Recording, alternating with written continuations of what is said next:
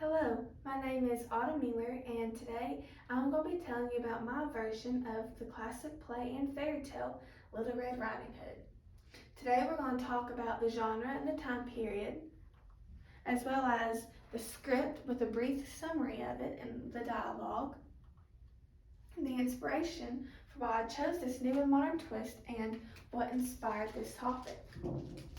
So, the time period for this play of my version sets around the time when people still lived in cabins in the woods and they had to travel by foot to get to their destinations. And the genre is a mixture of emotions filled with trustworthiness, manipulation, naiveness, a hard lesson learned, a moral lesson, as well as a sense of suspense as to what's going to happen next. So, now onto the summary of the script.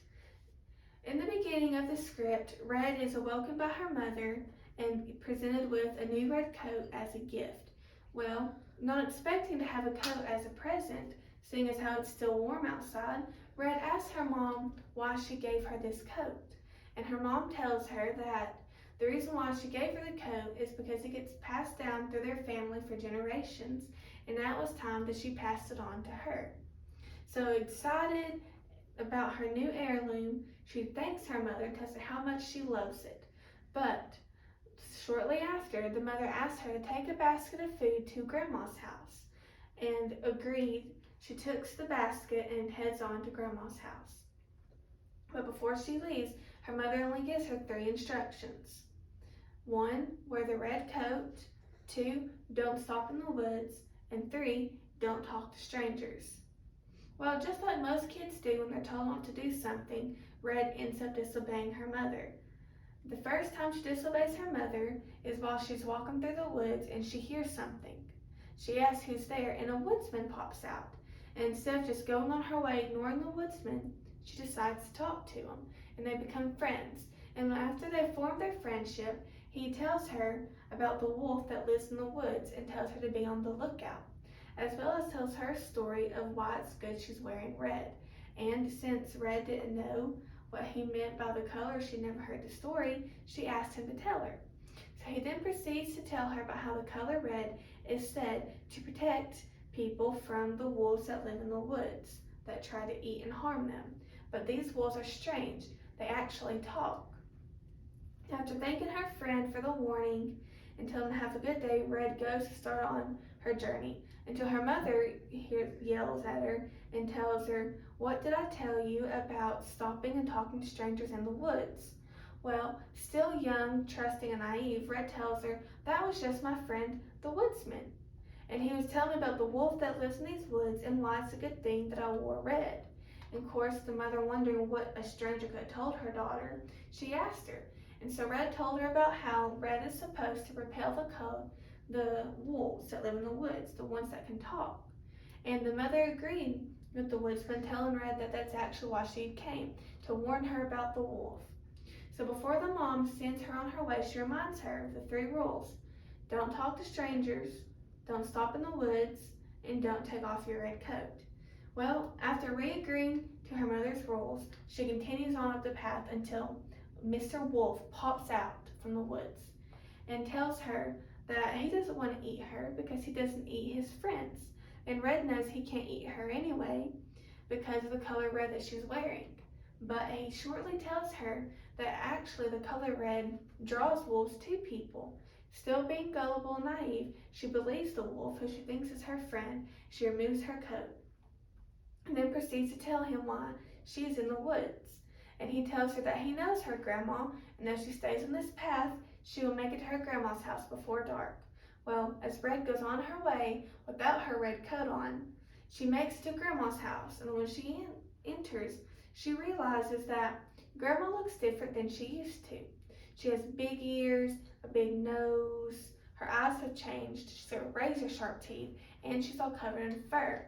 So naturally startled by this, she asks Grandma what happened.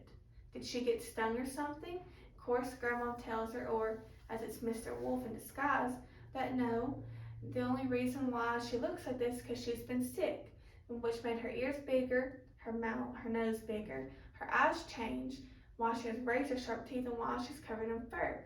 She says that the fur actually keeps her cold, old bones warm. Well, while still trusting the wolf, thinking this is her actual grandma, she sits down and takes her advice and listens to his story until she quickly realizes that that's not her grandma, it's Mr. Wolf, and she knows that he ate grandma. And she's like, but you can't eat me because I'm wearing my red coat and I will never take it off. Well, of course, as he's upset, as he's still waiting for his meal, he tells her that he'll just wait her out until she gets too hot and she'll take the coat off by herself, and then he will attack her. Well, a little while after, as the wolf tries to attack Red, she screams for help, just like the woodsman told her to do, and he comes running in as fast as he can.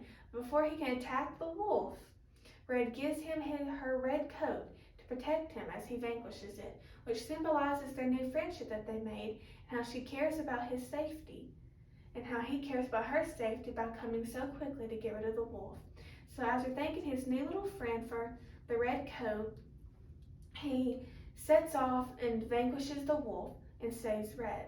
And still frightened from what all happened, she asked her new friend the woodsman if he would walk her back home because she's too scared to go alone. And of course he said he would, and as they start to leave they hear a banging sound coming from underneath Grandma's bed. And as they lift the sheets they realize that it's a trunk, and inside the trunk is Grandma. The wolf didn't eat Grandma. He was still trying to manipulate Red, as she was his first and only target. And so the woodsman rescues Red, frees Grandma, and they all go back home to where Mother is waiting. And Red apologizes to her mother for disobeying her and tells her how she learned her lesson. And the mother forgives her and tells her it's okay and that she loves her with her whole heart. And now, even though the woods are safe with the wolf vanquished, Red still wears her red coat to Grandma's house, just in case she ever becomes another wolf.